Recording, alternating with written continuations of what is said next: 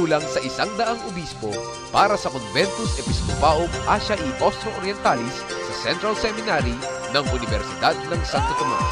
Sa pagtitipon na pinangunahan ng kanyang kabunyian, Cardinal Gregory Peter XV Agagianian, nabuo ang pangarap na magtatag ng isang Catholic radio station na magsisilbing instrumento ng impormasyon sa dulong silangan at Oceania, kung saan ang Pilipinas ang napiling lugar na pagtatayuan ng himpilan, ang Radyo Veritas. Taong 1961, itinatag ang himpilan ng DZST sa University of Santo Tomas na tinawag na Philippine Radio Educational and Information Center.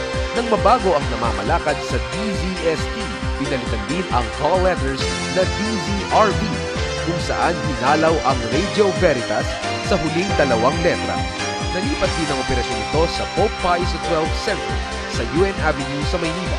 Makalipas ang ilang taon, naitatag ang isang permanenteng studio para sa Radio Veritas na itinayo sa Fairview, Quezon City.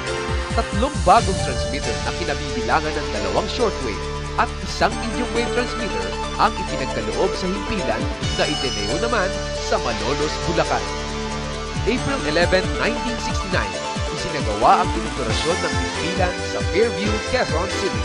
Sinimulan ang okasyon ng isang banal na misa at sinundan ng ribbon cutting na pinangunahan ng kanyang kabunyian, Antonio Cardinal Zamora, ang kinatawan ng Santo Papa kasama ang kanyang kabunyian na nooy Arsobispo ng Maynila, Rufino Cardinal Santos. November 1970, bumisita sa Radyo Veritas ang kanyang kabanalan na nooy Pope Paul VI na kauna-unahang pagkakataong bisitahin ng pinakamataas na lider ng simbahan ang isang Catholic radio station. Bilang regalo, itinagkaloob ni Pope Paul VI ang 2 gintong kalis at binedisyonan ang himpilan at lahat ng bumubuo ng Radyo Veritas. September 1972, nang ideklara ni Pangulong Ferdinand Marcos ang martial law, kasabay ng pagkubkob sa mga media organization.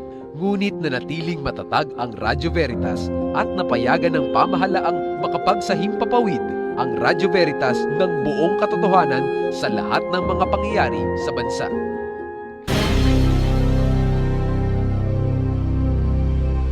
February 1981, nang bisitahin ng kanyang kabanalan, Juan Pablo Ikalawa, ang Radyo Veritas at pinagkaloob ang kanyang pagpapala sa lahat ng bumubuo ng himpilan, na sinundan naman ng pagkakaloob ng Arsobispo ng Cologne ng isang bagong Boveri 250 kW transmitter at 2 curtain antenna para sa Overseas Department ng himpilan.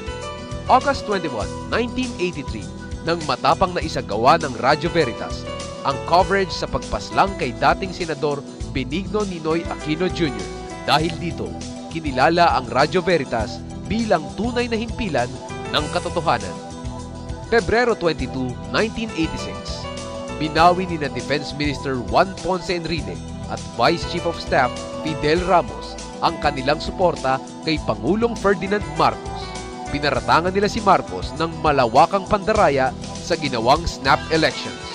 Tinutukan din ng Radyo Veritas ang pagbarikada ng Defense Minister at Vice Chief of Staff ng bansa sa Ministry of National Defense sa Camp Aguinaldo. Pebrero 22, 1986, sa pagnanais ng sambayanan na maibalik ang demokrasya sa bansa, naisakatuparan ang EDSA People Power Revolution. Sa pamamagitan ng Radyo Veritas, nagpaabot ng mensahe ang kanyang kabunyian, Jaime Cardinal Sin, sa lahat ng mananampalataya na tumulong sa pagpapanumbalik ng kapayapaan sa bansa na tinugunan naman ng sambayanan. I am calling our people to support our 2 good friends at the camp. If any of you could be around at Camp Aguinaldo to show your solidarity and your support in this very crucial period. Pebrero 23, 1986, nang pasabugan ng hindi nakilalang mga armadong lalaki ang transmitter ng Radyo Veritas sa Santa Isabel, Malolos, Bulacan. Sinaktan maging ang mga tauhan ng Radyo Veritas dahil sa pagsasahimpapawid ng mga kaganapan sa EDSA.